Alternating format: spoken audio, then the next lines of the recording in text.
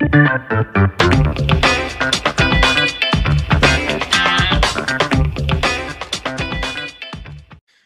and welcome to another episode of the Real Estate Investing Club. I'm your host, Gabe Peterson, and this is the place investors go to gain actionable advice, learn about current market trends, and hear war stories from other professional investors out there in the field today. Before we get started, I have two quick housekeeping items for you. First, if you like this episode, we would very much appreciate a like, subscribe, and share. It is the best way to support the show and keep it running far into the future. Second, if you're a new investor looking to get started in real estate or an experienced investor looking to take your investing to the next level, I've created an ebook just for you that will cover how to find deals that are actually deals, how to finance those deals with little to no money down, and how to exit those deals for maximum value. On top of that, I throw in an insane amount of free bonuses that you'll have access to once you buy the ebook. All I charge is our admin costs to keep this show running. So if you're serious about real estate investing and want to create both active and passive income as an investor, head on over to the website at therealestateinvestingclub.com and click on the button that says get the ebook in the upper right-hand corner to grab yourself a copy. With that said, let's dive right in. Today we have a very special guest with us, ready to drop some investor knowledge on you. So buckle up, grab your pen and paper, and enjoy the ride. All right, we are live with another episode of the Real Estate Investing Club. Today we have with us Brett Swarts. Brett is the founder of Capital Gains Tax Solutions. They help individuals sell and break out of capital gains tax jail, one deferred sales trust at a time. So I am excited to have, I'm actually in the process of doing 1031 right now. So I'm excited to have Brett here. Brett, thank you for jumping on the show. Gabe, thanks for having me. Looking forward to adding some value to you and your clients and your partners and your listeners. Absolutely. Absolutely.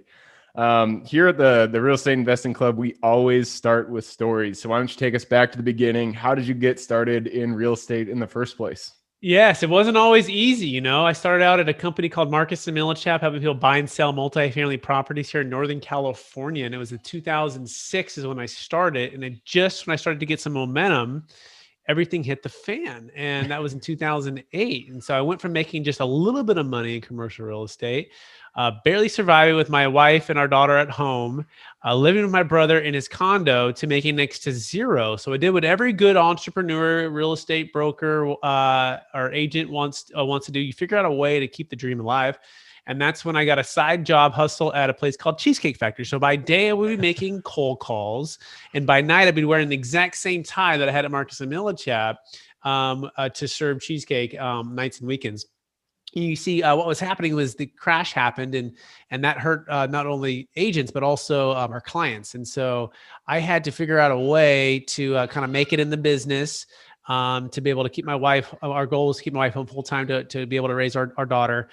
And also we wanted to have more kids, but I don't know if you've ever been so scared, Gabe, where you didn't know what you're going to do. Right. And people telling you, go get a real job and go figure it out. And I'm like, well, you know, I love what I'm doing. It's not just a job. It's my career. It's my calling. I love helping people solve problems in real estate.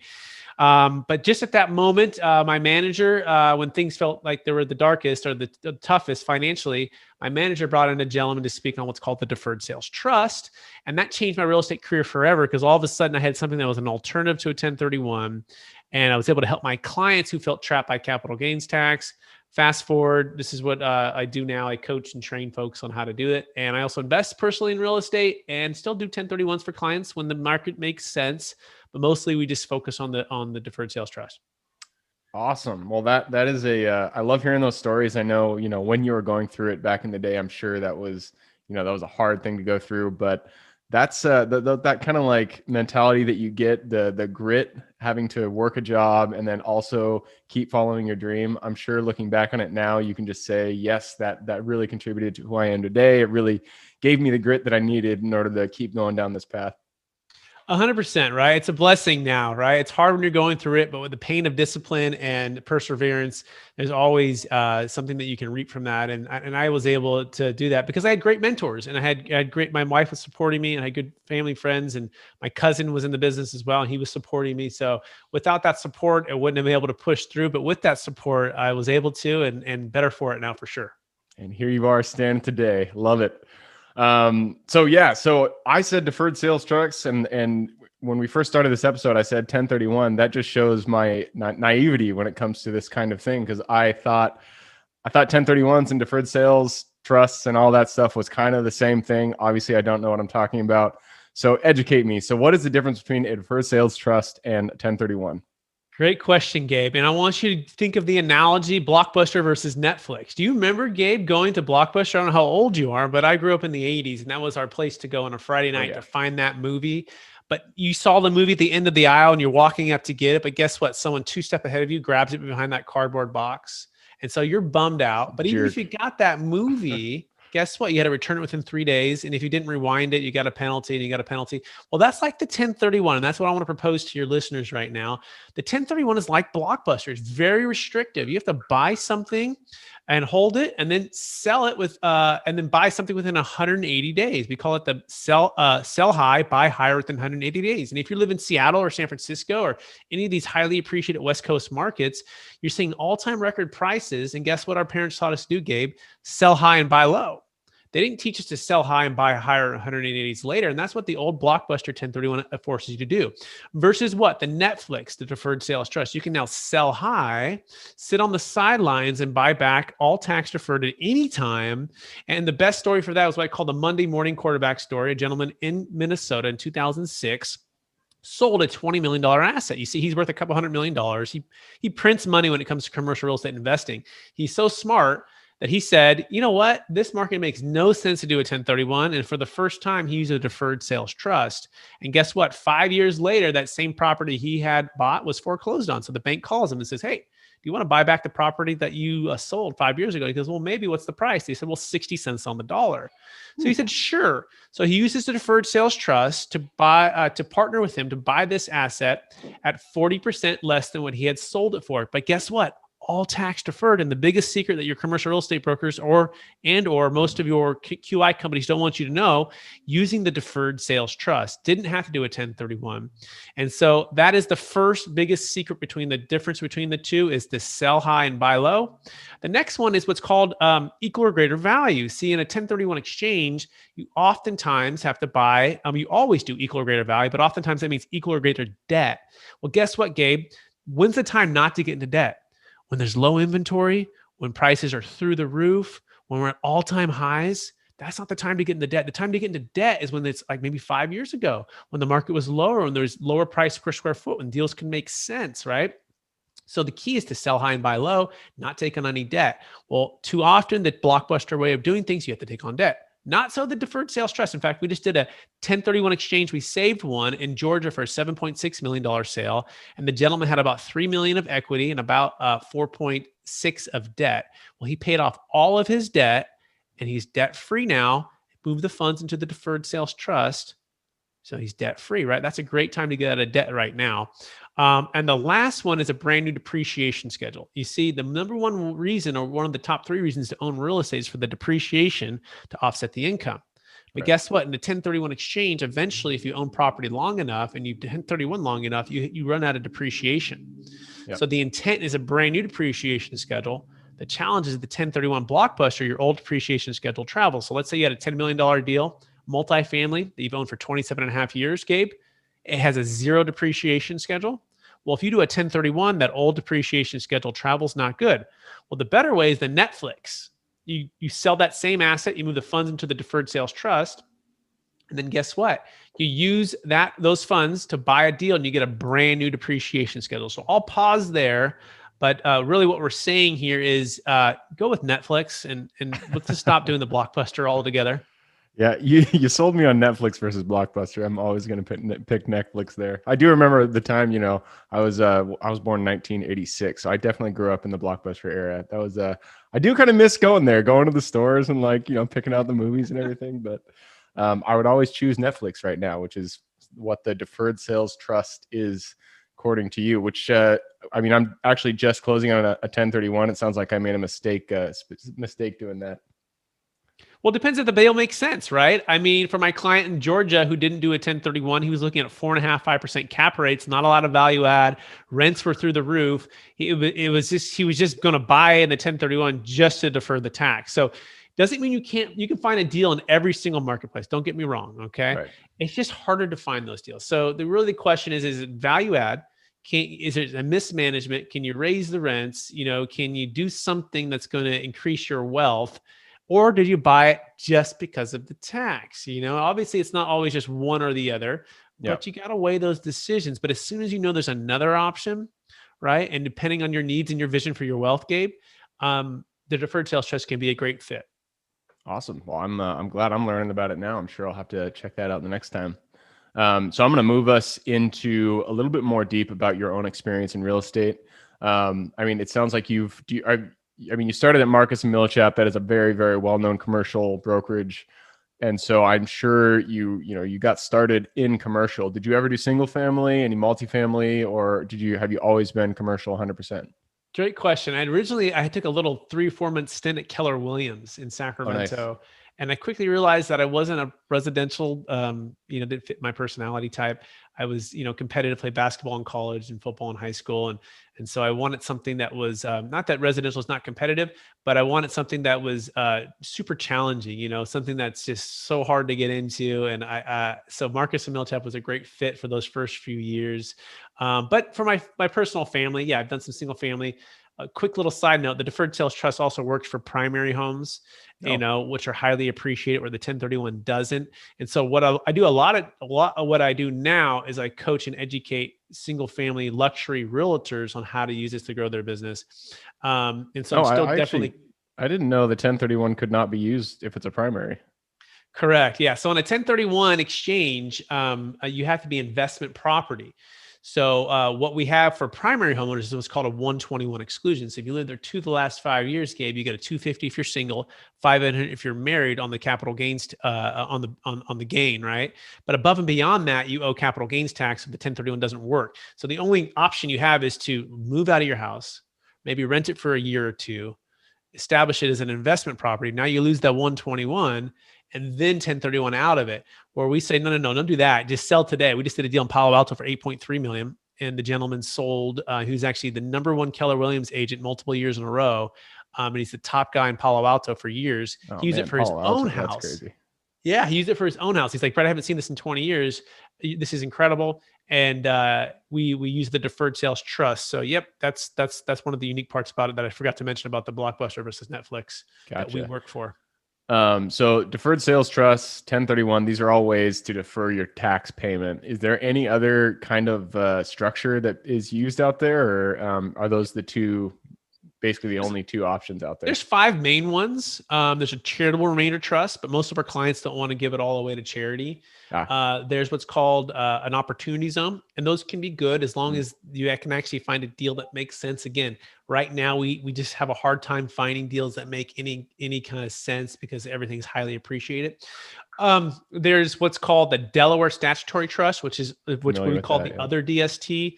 That's just another form of a 1031 or like a TIC, tenant in common, where you're just 1031ing via a Delaware. Again, we don't like those very much either because we feel like you're selling high and you're buying higher 180 days later. Also, huge fees, and it locks up all of your capital for about 10 years. They're illiquid, not diversified. Oh, interesting. Okay. Yeah, whereas the deferred sales trust, we can be diversified. You can put it into stocks, bonds, mutual funds. You can put it into hard money lending. You can put it into developing real estate. You can use it to just sell. You can just wait on the sidelines, right? So lots of reasons why it's the Netflix versus the Blockbuster, but those are all viable options. And some people, it fits for them, and we'll give them, the best comparison possible and let them decide. Cool. I love it. So people listening, watching, if you guys got some equity in your properties, you're looking to sell, sounds like deferred sales trust is the way to go. I'm doing 1031, but I wish I'd done the other one. Netflix, man, better than Blockbuster. Awesome. Well, Brett, we got time's flying. We're past the 15-minute mark, so I have to push you into the quick question round. This is where I ask quick questions. You give me quick answers. You ready? Ready. Starts with books. It's the easy one. Big bookie. So I like to ask people, what is your 2 favorite books? One for real estate, one for general life wisdom. Yeah. So one for real estate would be Never Split the Difference. And it's by a gentleman named Chris Voss.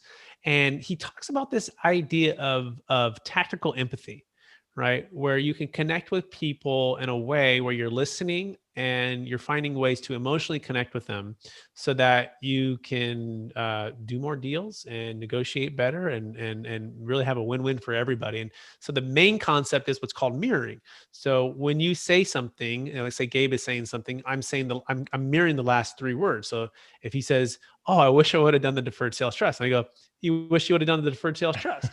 And when you do that, we connect in a way where you know that I hear you, and that helps to build what's called tactical empathy. Okay, that's number one. Number two is the well, I'm gonna give you two twos. Okay, first one is the Bible. I'm a Christian, so reading the Bible is the authority for me, and I try to live by it and try to love and give and serve other people. The second one is a one by a gentleman named Jim Rohn, Mm. and he wrote a book. He wrote a lot of books. But one of the ones is called The Seasons of Life. And it's such an amazing picture of, especially what's going on right now in 2020, for a lot of the challenges that we faced. And it talks about how we all have spring, summer, fall and winter. And we're constantly in the human condition going through different seasons, whether that be financial, whether that be personal relationships, whether that be health, whether that be, our faith. We're always going through different seasons and not always at the same time. So one of the biggest ones for this year probably is all of those things. For almost a lot of people, it felt like a winter. But guess what?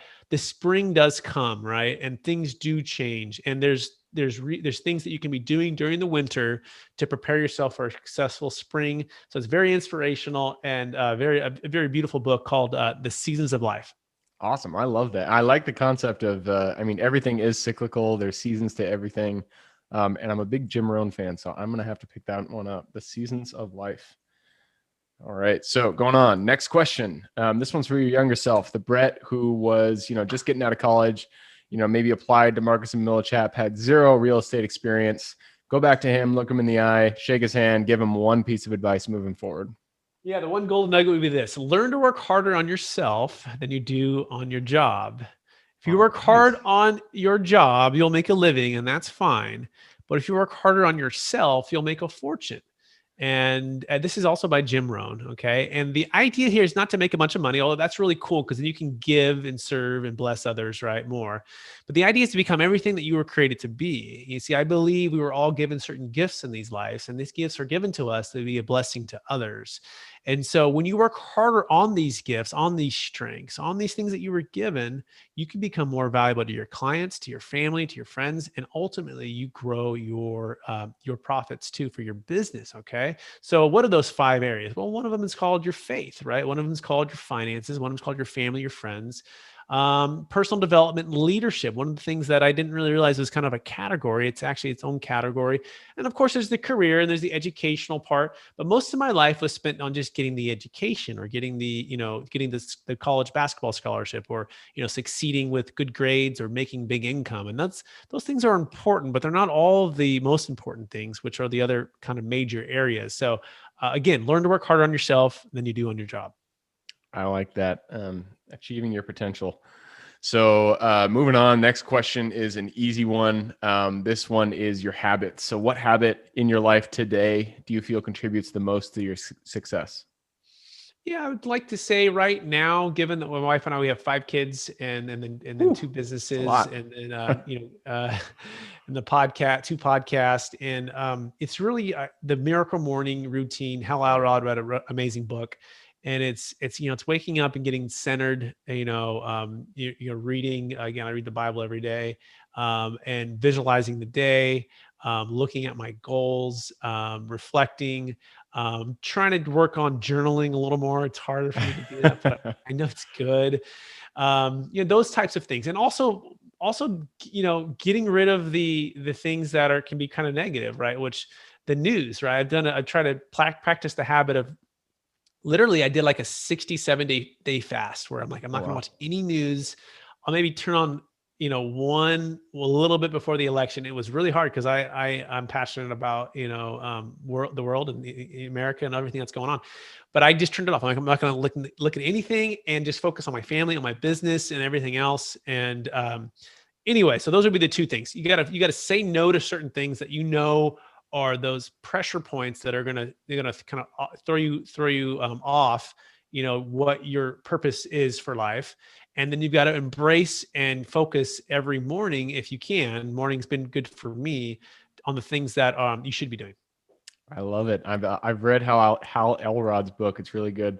And I usually follow generally that that morning routine, but for 2021, my goal for the first 2 months is to do every single thing. I always do one or two things, of the list, and every day I'll get a couple done, but I never do the full thing. And so that's my goal this year, is do the entire morning routine for at least 2 months from the start. It's a great goal. Right on. So next question, I totally lost the sheet, so I'm just going to talk and fill the air for a second while I look. There we go. Favorite place to invest. So in the United States right now, what area really piques your interest? What are you kind of excited about? Yeah, there's 3 areas: senior housing, assisted living facilities. There's such a huge need for the aging population, for memory care, for independent, for assisted. And so that, I think, is hands down the number one. Number 2 would be like mobile home parks investing. And number 3 would be multifamily, kind of in that order. All of it outside of, the West Coast, because prices are just crazy, especially the big cities like, Seattle or San Francisco or Los Angeles, San Diego, right out of California. So, so the locations would be something like a Florida or Texas. Although senior housing, assisted living, it actually kind of transcends a lot of locations in a lot of ways. So actually the group I work with is up in Washington, and they have about 40 facilities across 8 states, but they're based out of Washington, Olympia, Washington. So really it's the operator and the person and the group that you're investing with, but those would be my favorite picks. I love it. So senior housing, assisted living, mobile home park, RV parks, and what was the third one there? Oh, multifamily, of course. Multifamily, yeah. But multifamily is just really expensive now, so you got to be cautious with that too. But again, Texas, Florida, there's some still opportunities there. Yep. Yeah, I've heard people are really excited about Texas and Florida. We try not to invest out of the states because we're the operators, so we do the work, and flying it's just not fun. So, but I've heard good things. Texas and Florida are killing it. Right on. Well, that brings us to the end. The final question is, how can people get in contact with you? Yes, they can go to capitalgainstaxsolutions.com. You can also search that iTunes for the podcast, and also go to YouTube channel if you want to learn more about the Deferred Sales Trust and see a lot of the guests we have on the show. And then if you're a business professional listening to this, right? If you're a financial advisor, business broker, if you're a realtor, especially luxury realtor, commercial real estate syndicator, or a broker, you can go to experttaxsecrets.com and you can learn about our coaching program on how to explode your business, add more value to your clients using the Deferred Sales Trust. And as a quick reminder too, the Deferred Sales Trust also works for highly appreciated public stock or private stock. And it also works for cryptocurrency, as well as, of course, primary homes, investment real estate, and businesses. So it works for basically all asset types. So as a syndicator, especially for you, Gabe, consider different ways to attracting wealth, right? Unlocking wealth through those different asset types that can turn around and invest with you passively or actively in commercial real estate syndications. It's really transforming the way syndicators raise funds versus just trying to do some kind of squeeze 1031 into it, which is kind of a mess. Perfect. I'll remember that. So if you guys want to check out that link, I will put the link in the show notes. So just click the little more, the full description will pop down in there. You can find the link to say hi to Brett and check out everything that he's talking about today. So Brett, thank you for hopping on the show today. Gabe, my pleasure. Thanks for having me. Absolutely. For everybody who's here with us today, thank you guys for showing up. You are the reason that we do this, so we appreciate having you here. Again, the best way to support the show is just to subscribe, like, share this episode with your friends and family. We always appreciate a review on Apple Podcasts as well. Other than that, I hope you guys have an absolutely fantastic week. Keep rocking real estate, and I look forward to seeing you on the next episode. Thank you for joining us for another episode of the Real Estate Investing Club. I hope you guys enjoyed the episode as much as I enjoyed putting it on, and we're able to pull some actionable advice that you can apply in your own investing today in the field. Before you go, we have a gift for you. If you're a new investor looking to get started, or an established investor looking to take your investing to the next level, I've created an ebook just for you, available on our website. This ebook will cover how I was able to create both active and passive income in real estate with very little money to start with.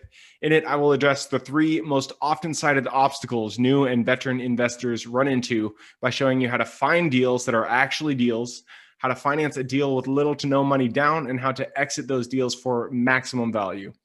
And if you get the ebook today, I am throwing in a bundle of bonuses, 7 of them to be exact. The first one will be the off-market lead generation blueprint, which will take you through the exact systems and processes we use to generate off-market leads like clockwork, which is the most important skill when it comes to creating wealth in real estate. The second bonus is the A to Z REI systems and vendors guide, which will allow you to peek under the hood of our business and see the exact tools, systems, and even the vendors we use to see the success that we do. And the third bonus is the top 100 best performing keywords pack, which will give you the exact keywords we use to target motivated sellers online using PPC ads. The fourth bonus is our contracts bundle for wholesaling and renting real estate, which will give you access to all the contracts we use in the field to execute all different types of transactions. After that is the Investors Quick Analysis Calculator and Offer Tool, which will allow you to quickly calculate whether a deal is an actual deal and will allow you to create an offer automatically from those calculations. This is a lot of bonuses that I said. I'm just going to keep going down the list. Number 6 is the Investors Daily Success Tracker, which is a tracker you can use to ensure you are taking the right actions day in and day out to reach your financial goals in real estate. And the last bonus is the Wholesalers Template for Quick Assignment Cash, which will give you the templates we use to present our wholesale deals professionally and efficiently to our buyers. Whew, that is a bundle. So it's a mouthful. You get all of those bonuses for free when you download the ebook. All we charge is the admin cost to run the show. So if you're interested in the ebook and the bonus bundle, head on over to the website at therealestateinvestingclub.com. Click on Get the Ebook Bundle at the top of the page to take advantage of that deal. And with that said, I hope you have a fantastic day, an even better week. Keep rocking real estate, and I look forward to seeing you on the next episode.